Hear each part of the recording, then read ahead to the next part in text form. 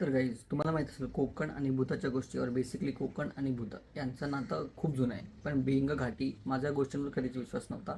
आणि मी एक गोष्ट पक्की ठरवली होती की जोपर्यंत माझ्यासोबत पर्सनली असं कुठला एक्सपिरियन्स येत नाही तोपर्यंत मी याच्यातल्या कुठल्याच गोष्टीवरती विश्वास ठेवणार नाही. गाईज माझा एक फ्रेंड आहे जो UK ला असतो. 2020मध्ये तो UK ला गेला होता मास्टर्स करायला. 2022पर्यंत त्याची डिग्री झाली आणि त्याची प्लेसमेंट झाली होती. तर आणि जॉब लागायला त्याला अजून थोडा टाईम होता. तर मधल्या पिरियडमध्ये तो इथे आला होता इंडियामध्ये. तेव्हा जस्ट गणपती संपून पितृपक्ष चालू झाला होता आणि तो बोलला की 2 वर्ष मी गावी नाही गेलो तर मला आणि गणपतीला पण जायला मिळालं नाही गावाला, तर मला गावी जायचं आहे, तुम्ही पण माझ्यासोबत चला.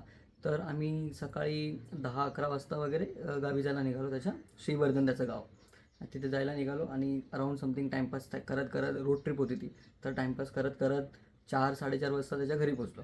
तर त्या दिवशी ऑलरेडी ड्रेन आऊट झालं होते सगळेजण ट्रॅव्हल करून करून. तर मग त्याच्या घरीच बसून त्याची आजी, त्याचे काका काकू त्यांच्यासोबत बोलत बसले आणि मग त्याचं जेवण वगैरे करून आम्ही त्या दिवशी झोपले. दुसऱ्या दिवशी सकाळी आम्ही उठलो आणि मग तो बोलला की आपल्याला नदीकडे जायचं खेकडे पकडायला. तर तो, मी आणि आमचा अजून एक थर्ड फ्रेंड आम्ही तिघंजण जायला निघालो.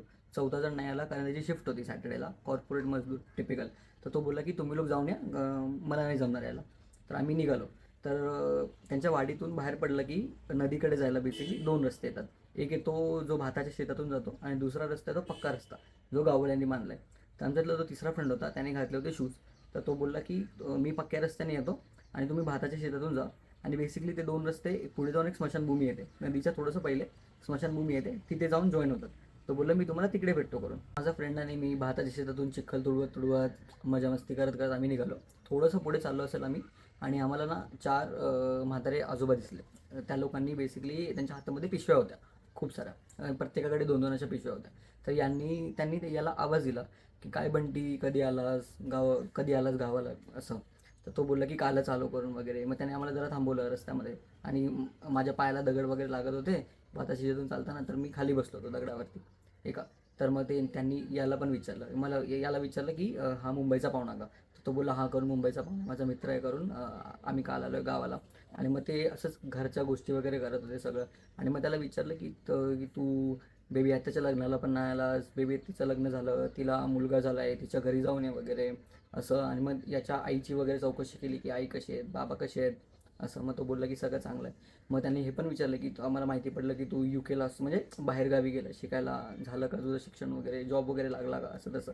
तो बोलला की हा लागला आहे जॉब वगैरे सगळं. आणि मग हा बोलला त्यांना की आता मी इकडेच आहे 3-4 दिवस, तर तुम्ही घरी जेवायला करून. तर ते बोलले हा ठीक आहे आम्ही येतो करून.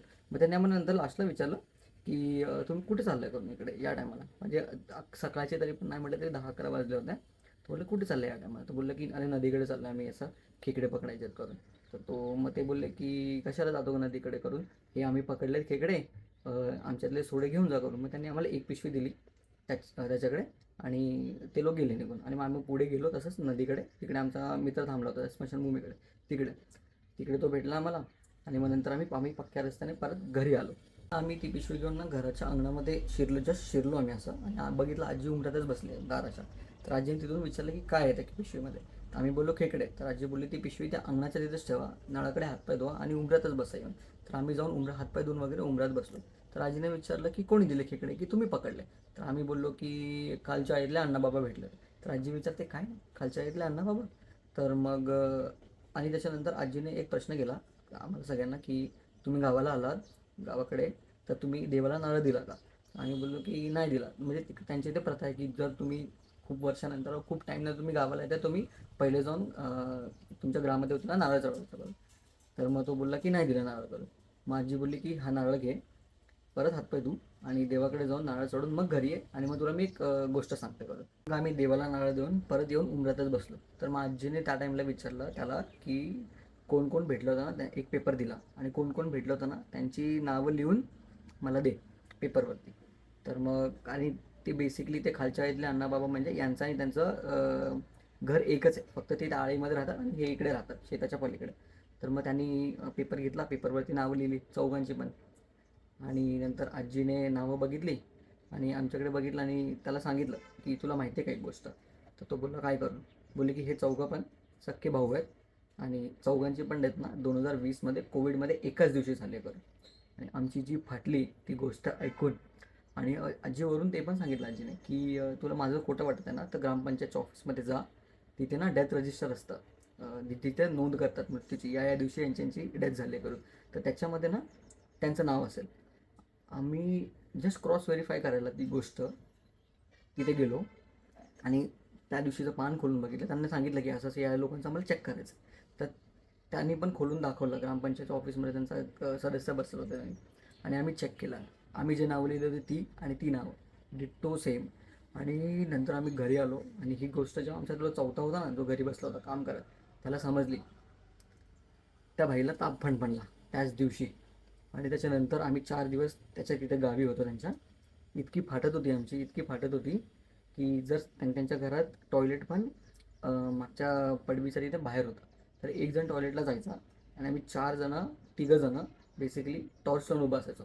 एवढी फाटली. ज्या दिवशी ती खेकड्यांची पिशवी आम्ही आणली होती ना, जसं आम्ही ग्रामपंचायतच्या ऑफिसमधून रिटर्न आलो तेव्हा बघितलं, आणि ती पिशवी जेव्हा परत पाहिली ना, त्या पिशवीमध्ये खेकडे नव्हते, त्या खेकड्यांचे दगड झाले होते. आजीने बोलली की ती पिशवी पहिले घे आणि नदीवर ती सोडून ये स्मशानभूमीकडे.